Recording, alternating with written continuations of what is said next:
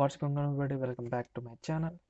So today I will show you one of the main important thing that you are used in the Flask, which is the Jinja code.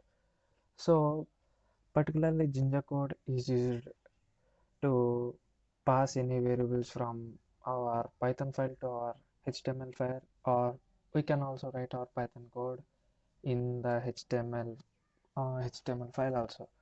So that's the uses of these Jinja codes. Okay. So now I will show you how we can actually use these Jinja codes in our Flask program.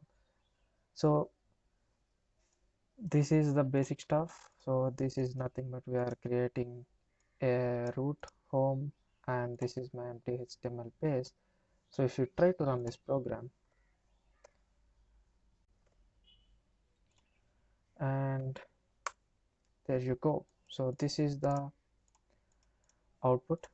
And now what so we quickly create an empty array. So I will say this as my array, and this will having some values. Hi,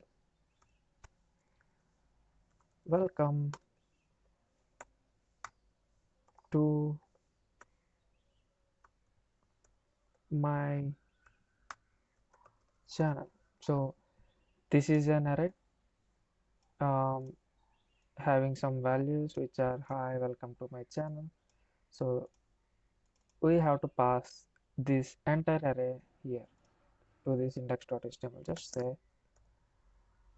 any name, which is in my case it is arr, and we can say my underscore array. So we can pass it to here, and if you try to display it here, what is the syntax to display that array? So here the Jinja code plays the role. So open flower brackets or curly braces, and again inside we open another curly braces and type the variable name, which is arr, which we are passing here, right? We are passing arr, right? Let me save both of these things and see, and the array is displayed here. Now how to access the individual elements from this array? So we will say like we will run a for loop and iterate over this array each time, and we will print those values. So how to write a for loop in Jinja code? Simply open the flower braces and add two percentage symbols now inside the flower braces, and between these percentage symbols write for I in arr. So that means it will access individual element in arr and store it in the I, and we have to store that particular, we have to display that particular I. So as I said, we have to display any variable, we just use double flower brackets and pass the variable here.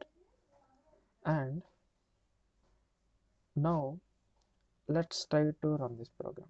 We got an error. I will show you this thing. When I try to run this code, it is showing Jinja was looking for following tags and for or else. So when we are using any loops in the Jinja code, we have to say that we have to declare the end of the loop also. So just type and for. So this will state that this line will tell us that this is the end of the for loop. So let's save this thing and run this thing and see. Hi, welcome to my channel. Want to see the output line by line? Just type like this and see.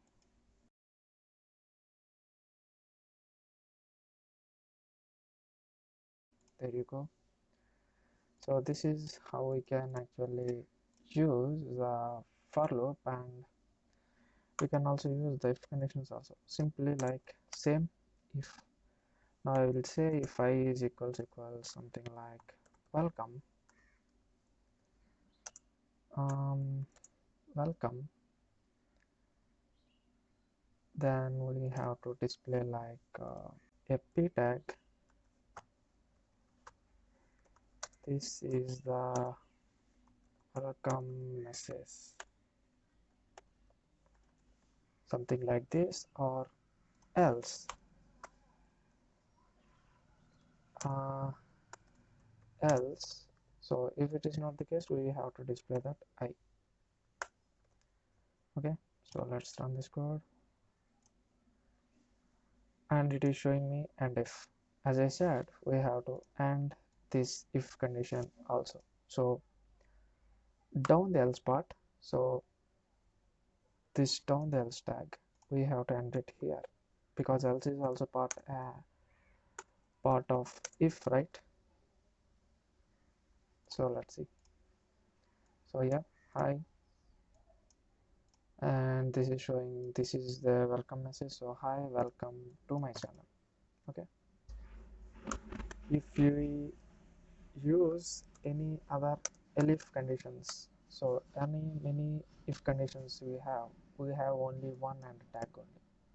So if we are using elif condition here, but we are not using and elif, so something like that. Okay, so if you declare one main if loop, and we have to end that if loop here, and this is the end for this for loop. So that's it. So thank you so much guys for watching this video.